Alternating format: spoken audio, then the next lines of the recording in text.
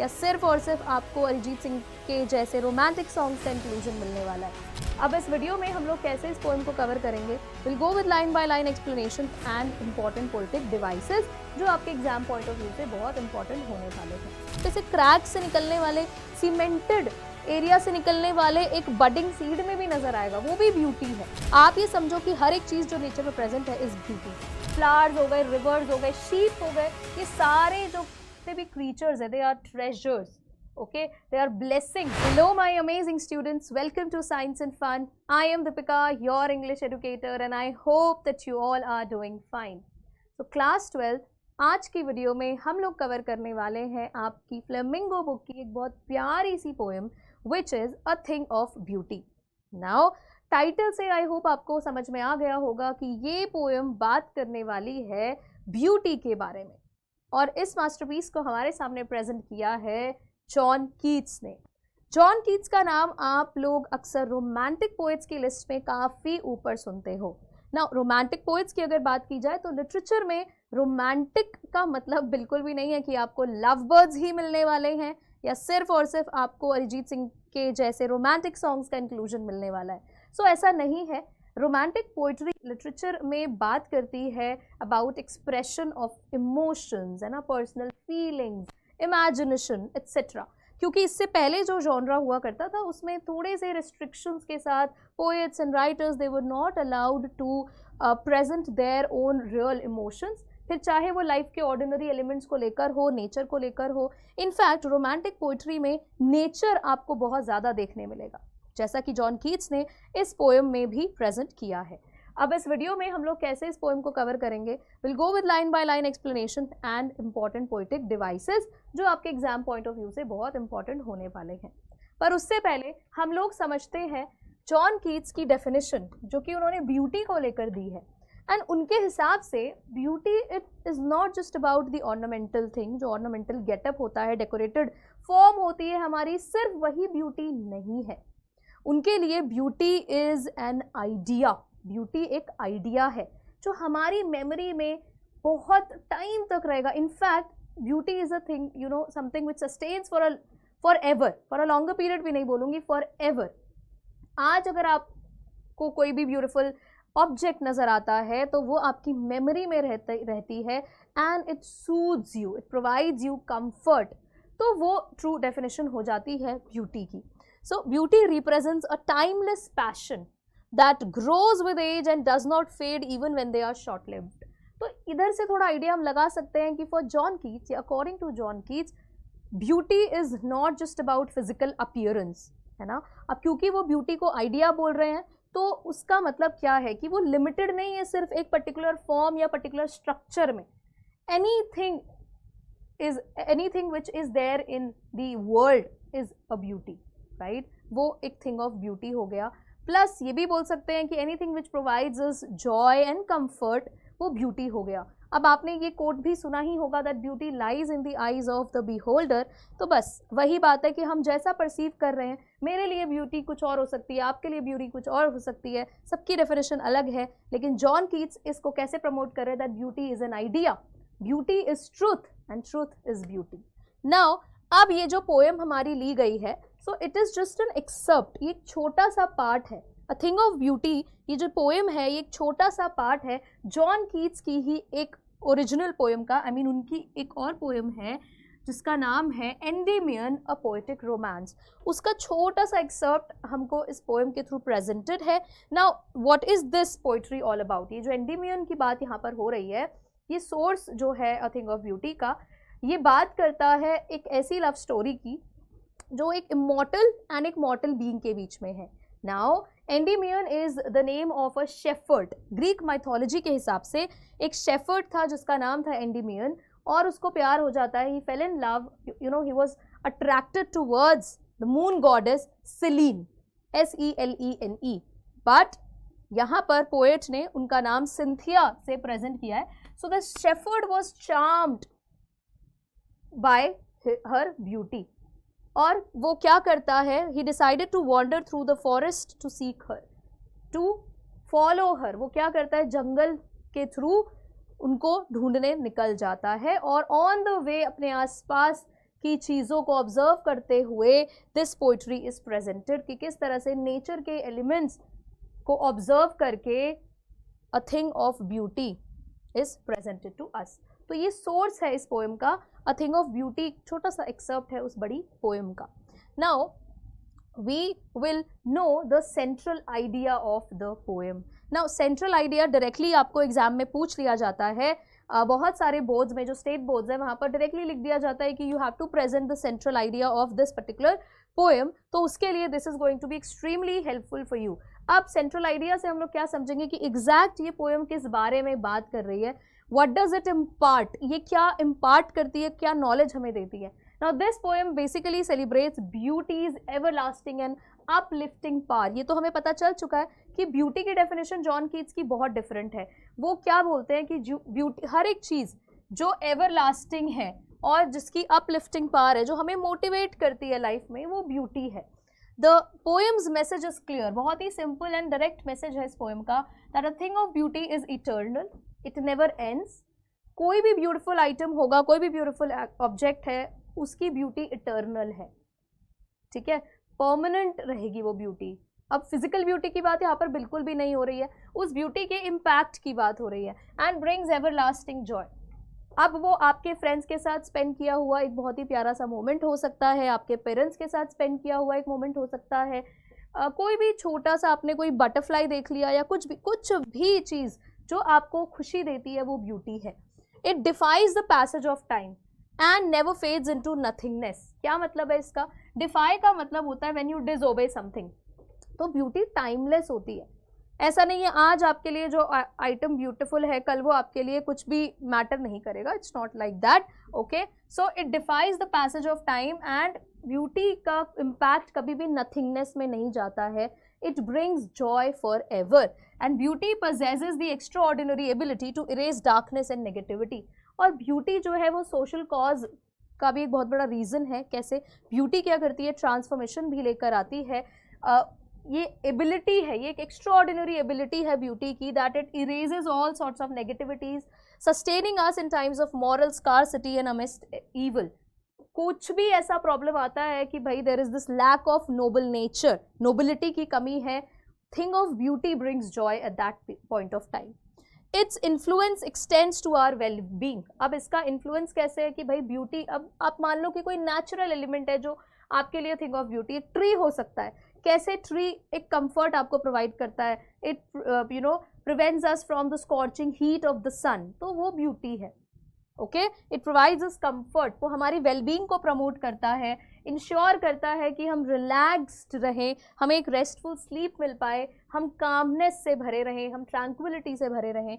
Furthermore, इसके साथ ही the poem emphasises that beauty is not limited to the physical realm. जैसा कि मैं बार बार बोल रही हूँ, ये पोइट्री हमें सिंपली और डायरेक्टली ये बात कन्वे करती है कि ब्यूटी का मतलब सिर्फ और सिर्फ फिजिकलिटी नहीं है। It's not just about physical beauty कि जो अपीयरेंस वाइज अच्छा दिख रहा है, एक पर्टिकुलर स्ट्रक्चर है कि भाई नहीं, इसी डेफिनेशन में हम ब्यूटी को फिट करेंगे, इतनी हाइट, इतना वेट, ऐसा कॉम्प्लेक्शन, ये सब ब्यूटी नहीं है। This is not the true definition, but it has also a spiritual aspect. अगर आप लोगों को क्लास 10th की पोएम याद हो फॉर एन ग्रेगरी, तो इसी तरह का कुछ आइडिया वहाँ पर भी इम्पार्टेड था कि भाई ब्यूटी जो है वो सिर्फ फिजिकल ब्यूटी नहीं है, spiritual beauty is the true one.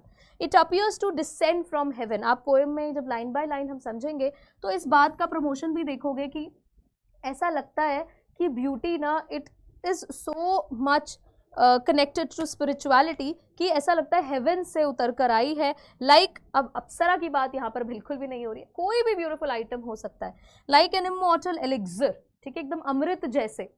Beauty का जो इम्पैक्ट होता है वो बिल्कुल अमृत जैसा होता है।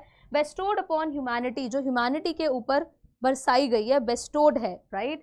इन essence beauty's profound impact on our lives make it a priceless and timeless treasure. Beauty का जो डीप इम्पैक्ट है वो एक्चुअली मैटर करता है हमारी लाइव्स में, बिकॉज वो प्राइसलेस है। ओके, टाइमलेस होती है ब्यूटी, द ट्रू ब्यूटी। यही है central idea of this poem. Now we'll quickly cover this poem line by line. A thing of beauty is a joy forever. Its loveliness increases, it will never pass into nothingness, but will keep a bower quiet for us and a sleep full of sweet dreams and health and quiet breathing.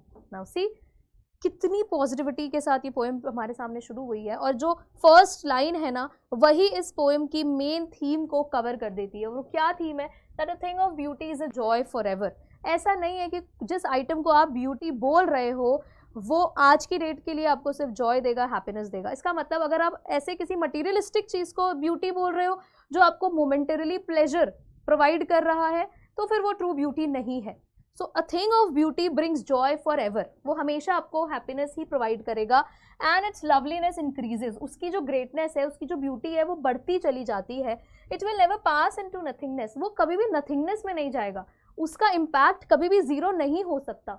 But will keep a bower quiet for us. It will always provide us a refuge. Bower क्या होता है? It is a pleasant shady place under trees. इस तरह का आप समझो, space में अगर आपको जाने दिया जाए, आपको बोला जाए that you have to sit here peacefully, तो डेफिनेटली आप जाओगे, बिकॉज ये जो इतना आप ग्रीनरी से सराउंडेड हो, ये आपको एक कामनेस प्रोवाइड करेगा। तो ये आपके लिए अ थिंग ऑफ ब्यूटी हो जाता है। सो बिल्कुल वैसे ही जैसे एक बावर हमें कंफर्ट देता है, we can easily sleep here. और सोचो कितना पीसफुल हमें यहाँ पर रिलैक्सेशन टाइम मिलेगा, कितना पीसफुली हम यहाँ पर सो सकते हैं नेचर में, right, amidst nature.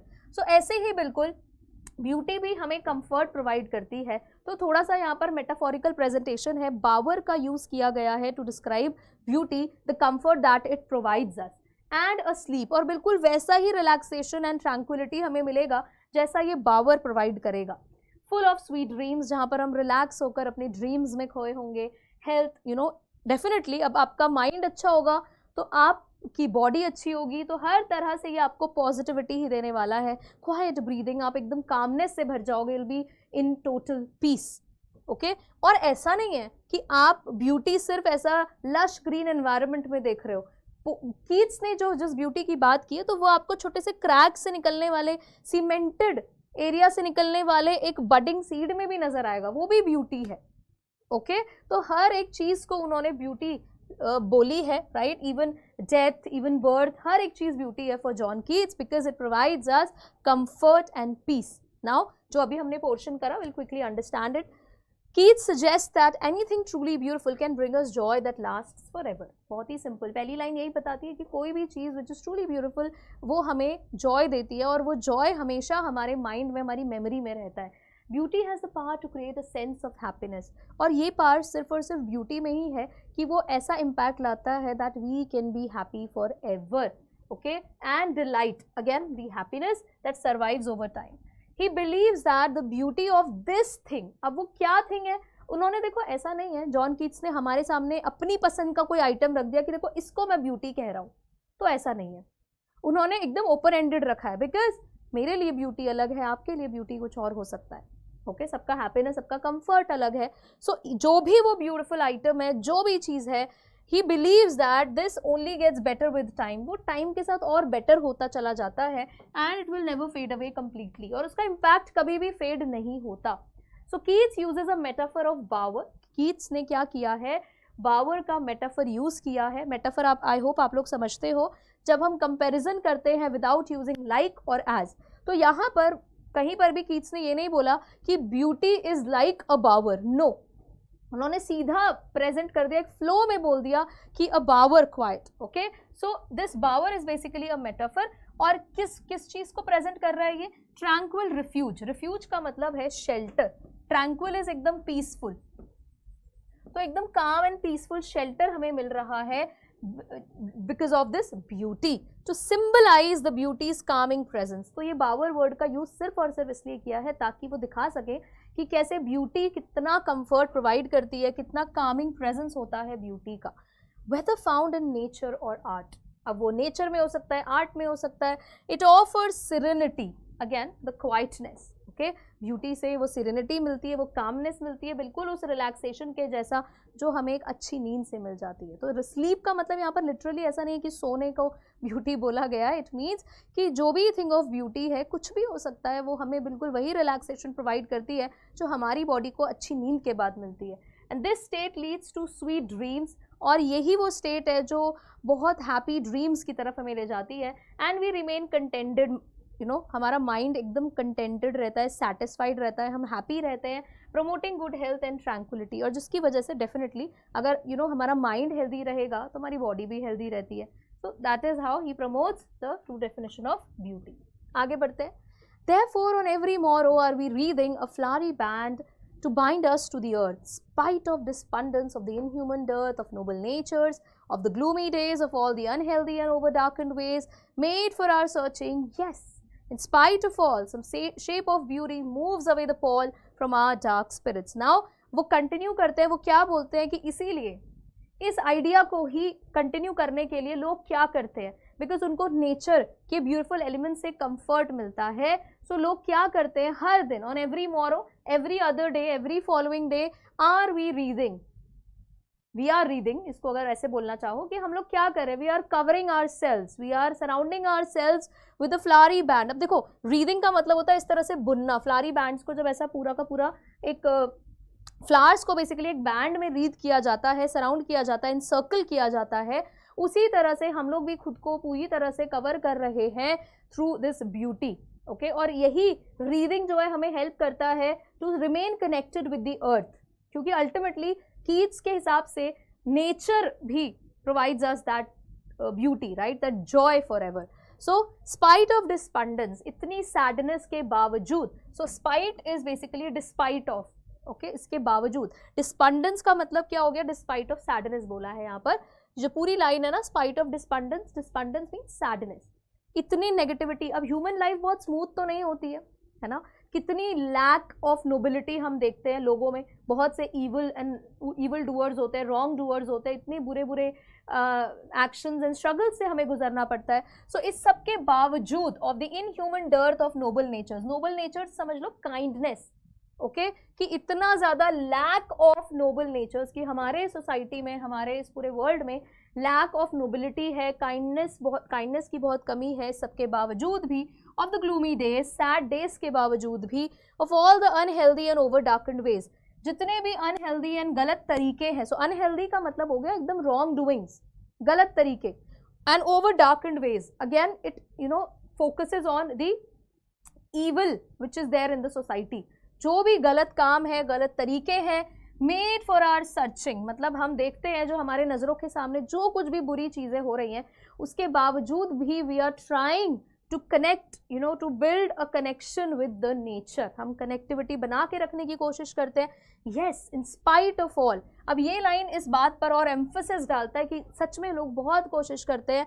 Some shape of beauty moves away the pall. इतनी सारी नेगेटिविटी के बाद भी कोई भी शेप ऑफ ब्यूटी हो सकती है. नाउ सी, यहाँ पर जब इन्होंने बोला है सम शेप ऑफ ब्यूटी, ऐसा कहीं पर भी जॉन कीट्स ने प्रेजेंट नहीं किया है कि वो किसी एक पर्टिकुलर आइटम को ब्यूटी बोल रहे हैं. सो ये क्या शो करता है कि ब्यूटी इज फॉर्मलेस, कि ब्यूटी का जरूरी नहीं है एक फिक्स स्ट्रक्चर हो, फिक्स्ड फॉर्म हो. फॉर्मलेस चीजें भी ब्यूटी हो सकती है, कुछ भी ब्यूटी हो सकता है, कोई भी एलिमेंट, क्लाउड आपके लिए ब्यूटी हो सकता है, फॉर्मलेस चीजें ब्यूटी हो सकती है आपके लिए.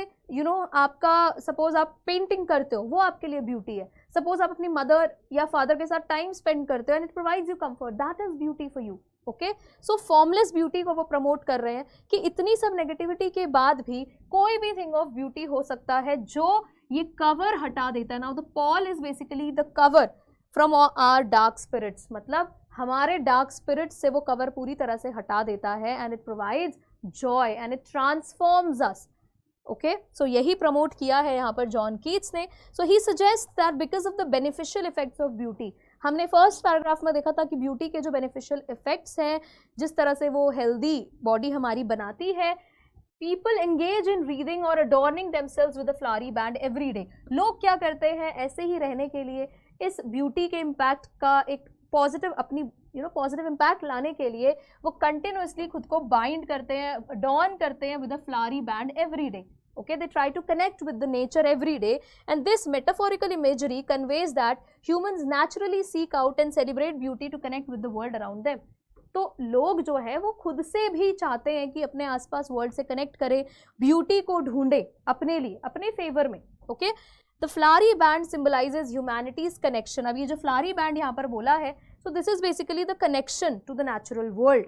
ओके, ये दिखाने के लिए कि कैसे नेचुरल वर्ल्ड से कनेक्टेड फील करवाने के लिए people work. Okay, and it's beauty. And by adorning themselves with this metaphorical band, people affirm their bond with the earth and the beauty it offers. और खुद को सराउंड करने से, ये जो नेचर के साथ कनेक्टेड वो फील करने की कोशिश करते हैं सिर्फ और सिर्फ इसीलिए ताकि उनका बॉन्ड अच्छा बना रहे, वो नेचर से कनेक्टेड रहे, सो दैट उसका जो ब्यूटी का इम्पैक्ट उनकी लाइफ पर पड़ेगा, it will be of utmost calmness, it will bring tranquility in their lives.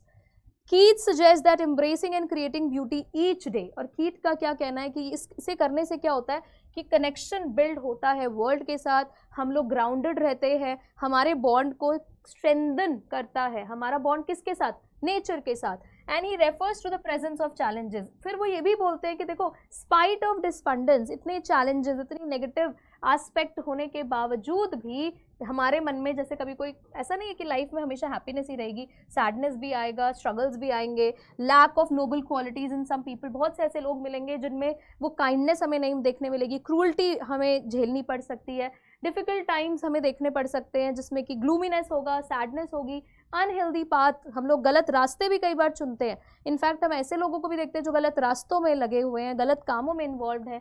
सो ये सब के बावजूद, ये सारी हार्डशिप्स के बावजूद, he emphasises the enduring power of beauty to have a positive impact on us. सिर्फ एक ब्यूटी ही है जो हमें ट्रांसफॉर्म कर सकती है, उसका ही पॉजिटिव इम्पैक्ट है जो हमारी लाइफ को हैपनिंग बनाता है। The poet states that beauty has the ability to remove the metaphorical pall. ना ऐसा नहीं है कि हम लोग कपड़ा लेकर चल रहे हैं, नो, ये जो पॉल, ये जो कवरिंग की बात हो रही है, ये मेटाफोरिकल पॉल है। ओके, सो क्या बोल रहे हैं पोएट कि ब्यूटी के अंदर ही वो एबिलिटी है कि वो इस मेटाफोरिकल पॉल या एक ऐसा क्लॉथ फ्रॉम, ये इसको रिमूव कर सके, हमारी जो डार्कन्ड स्पिरिट्स है उसको उससे कपड़ा हटा सके, रिमूव कर सके, और बेसिकली हमें ट्रांसफॉर्म कर सके, हमें एक अच्छा इंसान बना सके। Beauty acts as a transformative force, important है ये बहुत ज़्यादा, कि ब्यूटी ही ट्रांसफॉर्मेटिव फोर्स लेकर आता है, हमें बदलता है, that can erase all feelings of sadness, despair and negativity, uplifting our emotional state and bringing lightness to our souls. अब मान लेते हैं कि आप लोग तैयारी कर रहे हो एग्जाम्स की, and suddenly you start feeling कि भाई हमसे कुछ नहीं हो रहा है, नेगेटिविटी से आप खुद को भर लेते हो, तो ये एक ईवल स्पिरिट ही तो है, ये नेगेटिविटी क्या है। ओके, तो अब इस मोमेंट में अगर आप थोड़ा सा खुद को टाइम दो and you do something which is beauty for you, मान लेते हैं कि आप मेडिटेशन कर लेते हो, या मान लेते हैं आपका फेवरेट काम है स्केचिंग, आप स्केचिंग कर लेते हो, तो that will be a thing of beauty for you, and immediately आप वो रिलैक्सेशन फील करोगे, और जो भी आपकी नेगेटिविटी थी, है ना, नेगेटिविटी ने आपको जो पूरा कवर किया था, तो उस थिंग ऑफ ब्यूटी ने वो कवरिंग हटा दी, and you can start fresh. ठीक है, आप फिर से शुरू कर सकते हो, आप री एनर्जाइज्ड फील करते हो। तो यही जॉन कीट्स कहना चाह रहे हैं थ्रू दिस पर्टिकुलर पार्ट। आगे देखते हैं।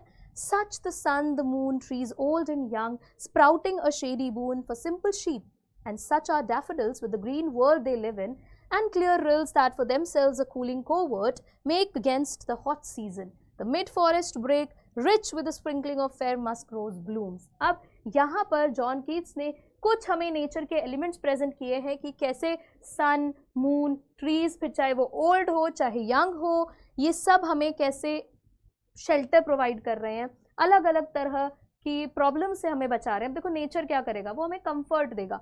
फॉर एग्जाम्पल, अब अगर एक ट्री है तो वो हमें कैसे बचाएगा, वो हॉट सीजन से हमें बचाएगा, कूलिंग हमें प्रोवाइड करेगा। अब कोई भी हमारा सिंपल शीप तक सोचो, शीप जैसा एक ऑर्डिनरी सा नेचर का एलिमेंट भी हमें कंफर्ट प्रोवाइड करता है, इन द सेंस कि हमें वो भी छोटा सा एलिमेंट है, हम नेग्लेक्ट भले उसे कर ले, बट वो भी नेचर का ही पार्ट है। It also contributes in that impact, है ना, वो जो पॉजिटिव इम्पैक्ट लाना है, तो शीप भी उसमें कॉन्ट्रीब्यूट कर रहा है। डैफोडिल्स जो फ्लावर्स हैं, है ना, वो भी ब्यूटी का ही पार्ट है, नेचर का पार्ट है। With the green world they live in, because जो ग्रीनरी में ये है सब कुछ, तो वो हमें अल्टीमेटली कंफर्ट देती है। नेचर नहीं होगा तो कैसे हम लोग आगे प्रोग्रेस करेंगे, आप खुद सोचो। कभी भी ऐसा होता है कि बहुत ज़्यादा बर्न आउट हम लोग को फील होता है, हम लोग को लगता है यार बहुत रश हो रहा है काम का, now we need some relaxation, so we go back to nature. तो अगर ये सब एलिमेंट्स नहीं होंगे तो वो कंफर्ट हमें कहाँ से मिलेगा। तो यहाँ पर जॉन कीट्स ने नेचर के अलग अलग एलिमेंट्स को हमारे सामने प्रेजेंट किया है। क्लियर रिल्स जो बोला है, तो it is basically stream of river, छोटी सी ब्रूक आप समझ लो। रिल्स का मतलब यही है, पतली सी जो पानी की छोटी सी जो बहुत बड़ी नदी नहीं, बट एक छोटी सी ब्रूक जाती है, उसको रिल्स बोला है। तो ये सब क्या प्रोवाइड करते हैं, एक कूलिंग कोवर्ट, एक ऐसा, देखो कोवर्ट क्या होता है, the word covert means an area of thick low bushes and trees where animals can hide. okay, एक ऐसा एरिया जहाँ पर आपको बहुत ही आपके सेंस में बात करूँ तो कंफर्ट मिलेगा, पीस मिलेगा, शांति मिलेगी आपको, बहुत ज़्यादा रिलैक्सेशन मिलेगा। And it is basically an area, reality में कोई भी ऐसा एरिया जहाँ पर लो बुशेज हैं, जहाँ पर आराम से बैठ के चिल कर सकते हो, दैट इज़ कोवर्ट। ओके, तो ये सारे एलिमेंट्स की प्रेजेंस से अल्टीमेटली हम लोगों को रिलैक्सेशन मिल रहा है। Hot season, scorching hot season से हम बच रहे हैं। The mid forest brake, right, rich with a sprinkling of fair musk rose blooms. Now musk rose, आपको इनकी इन फ्लावर्स की बात हो रही है, दीज आर मस्क रोज। तो ये सब देख के ऑटोमेटिकली डेफिनेटली हम लोग मेजेस्टिक प्रेजेंस इनकी फील करते हैं। Majestic is grand presence. Okay, तो ये सारे के सारे जो नेचर के एलिमेंट्स हैं, sun, moon as well as the trees, चाहे ओल्ड हो चाहे यंग हो, ये एक प्रोटेक्टिव शेड प्रोवाइड करते हैं।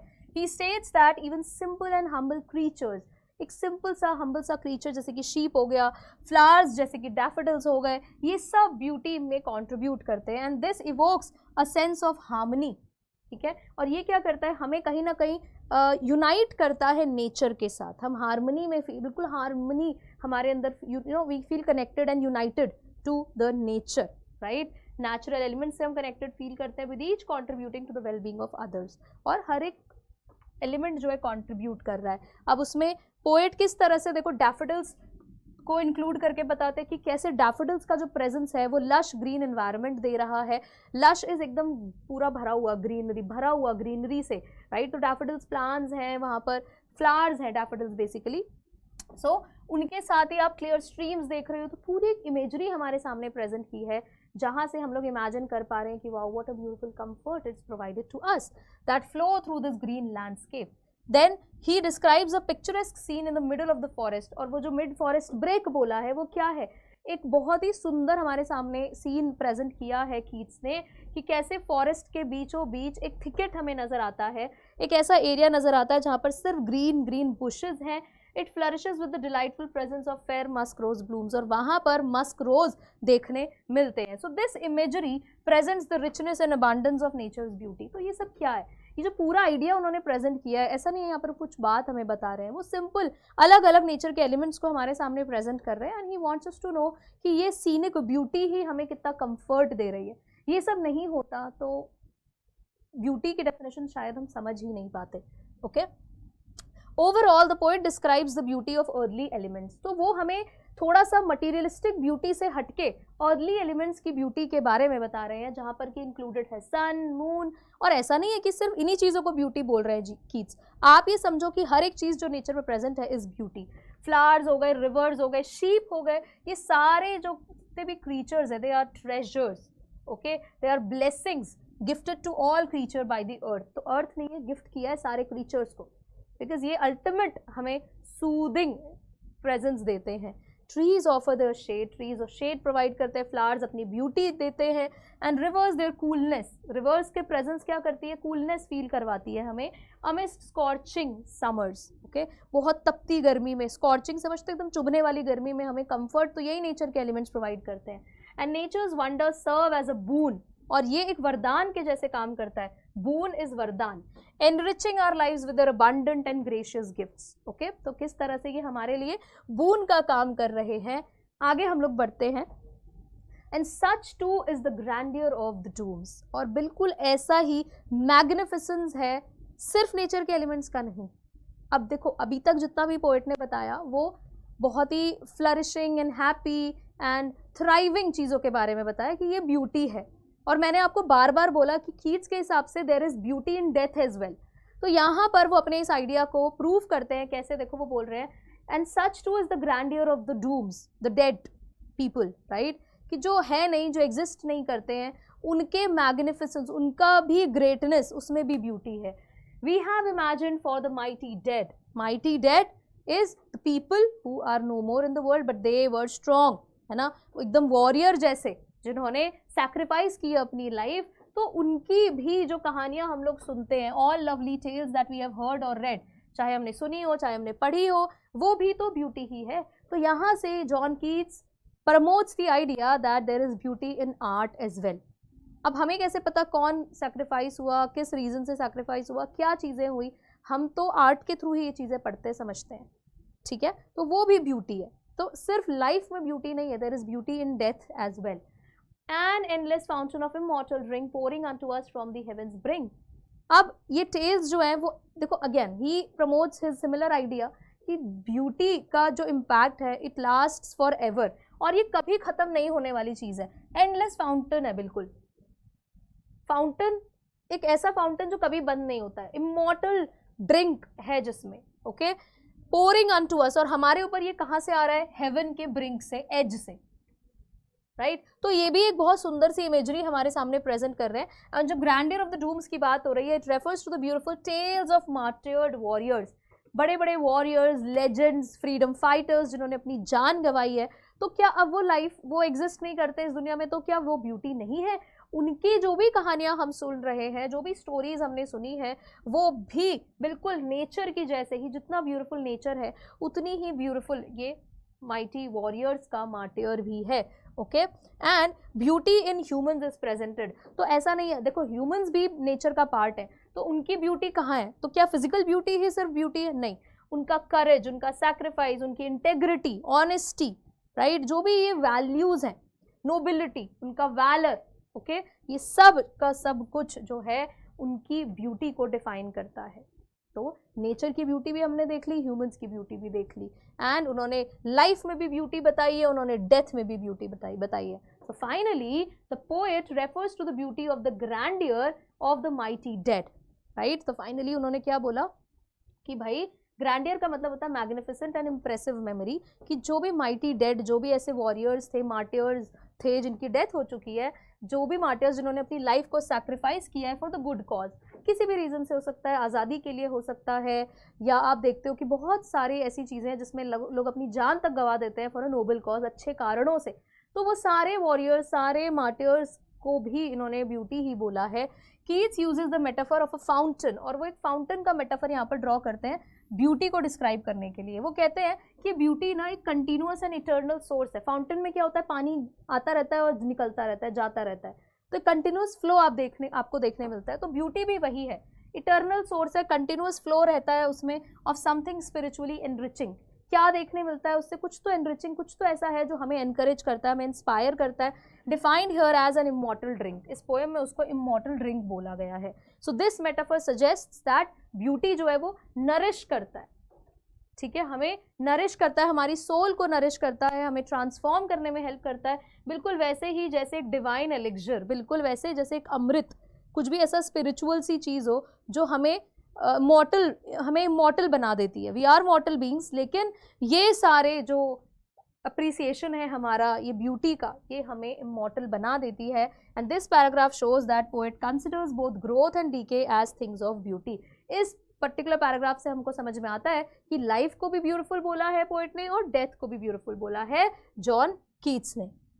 In this manner, nature becomes an unending fountain of eternal happiness, और इसी तरह से नेचर जो है वो एक अनएंडिंग फाउंटेन बन जाता है इटर्नल हैप्पीनेस का, डिलाइट का, pouring divine bliss upon us from the very edge of heaven. Heaven's brink बोला है ना, तो ऐसा आइडिया आपके दिमाग में आ रहा होगा कि जैसे देयर इज अ प्लेस जो हेवन है और वहाँ से कुछ तो पोर हो रहा है, तो ये जो इमेजरी बन रही है वो यही है, right. It signifies that nature is the ultimate source of everlasting happiness, और कंक्लूड पोएट ने ऐसे ही किया है कि नेचर ही है जो हमें अल्टीमेट सोर्स प्रोवाइड करेगा हैप्पीनेस का, bestowing upon us boundless joy and contentment. वहीं से हमको खुशी मिलती है, रियल जो लाइफ में खुशी हमें चाहिए वही सेटिस्फैक्शन हमें नेचर से मिलता है, और हम लोग क्या करते हैं, मटीरियलिस्टिक चीज़ों के पीछे भागते रहते हैं। ओके, सो जॉन कीट्स ने हमको क्या आइडिया दिया है, ही explained us the true definition of beauty and wanted us to feel that connect with the nature, क्योंकि वही हमें ट्रू ब्यूटी प्रोवाइड करेगा। अब नेचर में नेचुरल एलिमेंट्स हो गए, ह्यूमंस भी हो गए, ठीक है, लाइफ एंड डेथ दोनों में ब्यूटी डिफाइन की है जॉन कीट्स ने। Now will quickly move on to the poetic devices. अब हम लोग इतनी पोएम्स इससे पहले कर चुके हैं, तो पोएटिक डिवाइसेस भी अब आप लोगों को थोड़ा थोड़ा आने लगा होगा, राइट। सबसे पहली जो प्रोमिनेंट पोएटिक डिवाइस है इसमें वो है ऑलिटरेशन। ऑलिटरेशन क्या है? Repetition of consonant sound words की बिगनिंग में। क्लोजली अटैच्ड वर्ड्स होते हैं, उनकी बिगनिंग में जब कॉन्सोनेंट साउंड का रिपीटेशन होता है, दैट इज ऑलिटरेशन। एग्जाम्पल देखो, नोबल नेचर्स, यहाँ पे न का साउंड है तो ये ऑलिटरेशन है। कूलिंग कोवर्ट, क का साउंड है, ये कॉन्सोनेंट साउंड है, वर्ड्स की बिगनिंग में है, ऑलिटरेशन। बैड टू बाइंड, अगेन ब आपका कॉन्सोनेंट साउंड है, ऑलिटरेशन। तो ये काफ़ी पूछ लेते हैं एग्जाम में, हालांकि एक्सट्रैक्ट बेस्ड क्वेश्चंस में ही आपको 1 या 2 मार्कर का आता है ज़्यादा से ज़्यादा, but still you should know. Then we have metaphors. तो मेटाफर तो बहुत सारा हमने देखा, बावर क्वाइट जैसा मैंने आपको बताया, ठीक है। बावर दैट शेडी प्लेस, पूरा आई मीन शेडी प्लेस से मेरा मतलब है that the place which provides a shade, right. तो वो जो एरिया है, वो जो कंफर्ट प्रोवाइड कर रहा है, जो कामिंग इफेक्ट है उसका, उसको कंपेयर किया गया है यहाँ पर बावर से। Reading a flowery band. Now, what is this flowery band? It is basically the beautiful things of our life which binds us to the earth. कोई भी हम लोग नेचर के एलिमेंट को अगर ब्यूटी मान रहे हैं तो वो डेफिनेटली हमें कनेक्टेड फील करा रहा है, हम कनेक्ट में है बिल्कुल नेचर के साथ, और ये वो फ्लावरी बैंड क्रिएट कर रहा है। क्लियर। देन इमॉर्टल ड्रिंक्स की बात हुई है। सो इमॉर्टल ड्रिंक का मतलब ऐसा नहीं है कि यहाँ पर लिटरली कोई आपके पास ऐसा ग्लास में कुछ ऐसी ड्रिंक रखी है जो आपको इमॉर्टल बना देगा, नहीं। यहाँ पर इमॉर्टल ड्रिंक्स एक्चुअली क्या है, ब्यूटीफुल ऑब्जेक्ट्स को ही बोला है नेचर के, जो कि नेवर एंडिंग पोर्शन प्रोवाइड करते हैं ड्रिंक का। क्लियर। तो ये जो मेटाफर ड्रॉ किया है बेसिकली ब्यूटी को ही डिस्क्राइब करने के लिए किया। Now we have another poetic device which is anaphora. I am sure आप सोच रहे होंगे ये ब्लैंक क्यों छोड़ा हुआ है। अब इसका रीजन मैं आपको बताती हूँ, बिकॉज एनाफोरा का एग्जाम्पल आप लोग मुझे बताओगे इस पोइट्री से। मैं आपको डेफिनेशन दे देती हूँ। एनाफोरा का मतलब होता है जब आपके पास कॉन्जिक्यूटिव लाइन्स में, 2 या 3 लाइन्स में there is this repetition of words. I mean कैसे, मान लो कि आपके पास कोई भी पोएम है, उसमें लिखा है द लास्ट, फिर अगली लाइन में भी यही वर्ड, यही फ्रेज रिपीटेड है द लास्ट, और ऐसा आपको हो सकता है 3-4 लाइन्स में भी देखने मिले, बट अगर 2 में भी मिल रहा है तो this will be N example of anaphora. अब आपको मुझे पोएम में से ढूंढ के बताना है एनाफोरा का example. So this is your homework, फटाफट से आप लोग कॉमेंट्स में मेंशन करोगे। अगला हमारे पास इंपॉर्टेंट पोएटिक डिवाइस है oxymoron. Now what is oxymoron? Oxymoron में हम लोग क्या करते हैं, 2 ऑपोजिट वर्ड्स को एक साथ फिट इन करते हैं टू एक्सप्रेस सम मीनिंग। अब यहाँ पे देखो माइटी, माइटी का मतलब होता है बहुत ही strong. So mighty is someone who is strong, है ना, बहुत ही एक्शन में होगा तो हम स्ट्रॉन्ग बोलेंगे। अब डेड जो है वो तो एकदम मोशनलेस एक्टिविटी की, आई मीन मोशनलेस स्टेट को डिफाइन कर रहा है। माइटी बहुत ही एक्टिव, हम बोले तो ये एक्टिव पार्ट को डिफाइन कर रहा है, एंड डेड जो है वो पैसिव पार्ट को डिफाइन कर रहा है। There is no motion, there is stillness. और माइटी अगर किसी को बोल रहे हैं भाई कोई इंसान स्ट्रांग है, तो इसका मतलब कि कहीं ना कहीं हम उसके मोशन, उसके एक्टिव होने को प्रमोट कर रहे हैं। सो ये काफी ऑपोजिट वर्ड्स हैं यहाँ पर। ओके, माइटी स्ट्रांग हो गया, डेड स्ट्रांग नहीं हो सकता। कोई चीज जो डेड है वो स्ट्रांग कैसे हो सकती है, लाइफलेस चीज है वो। Mighty is filled with life, तो ये ऑपोजिट हो गए, एंड दैट इज व्हाई हम लोग इनको ऑक्सीमोरॉन के अंदर रखेंगे। अगला है हमारे पास इन्वर्जन। कई बार पोएट्स क्या करते हैं अपनी पोएम में एक रिदम मेंटेन करने के लिए, टू एक्सप्लेन द मीनिंग, वो वर्ड्स को आगे पीछे यूज करते हैं। जो एक कॉमन स्ट्रक्चर है वो फॉलो नहीं होता, सब्जेक्ट वर्ब एंड ऑब्जेक्ट वाला स्ट्रक्चर नहीं फॉलो होता है, वो आगे पीछे वर्ड्स को कर देते हैं। तो अगर ये सेंटेंस नॉर्मली लिखा जाता तो it would have been we are reading, लेकिन देखो ये कैसे प्रेजेंटेड है, are we reading, are we reading. So this is an example of inversion. We have more such poetic devices, right? हम इसको we have more such poetic devices, लेकिन इस poem में ये 5 poetic devices हैं जो बहुत important है आपके exam point of view से। In case you have more poetic devices जो आप इस poem में ढूंढ सकते हो, तो let me know in the comment section। और अगर आपको कोई डाउट होता है वो भी आप लोग comments में पूछ सकते हैं, I'm definitely going to reply। And I hope you enjoyed the session. I hope you understood each and every word and phrases of this beautiful poem. I will see you in the next class. Thank you so much.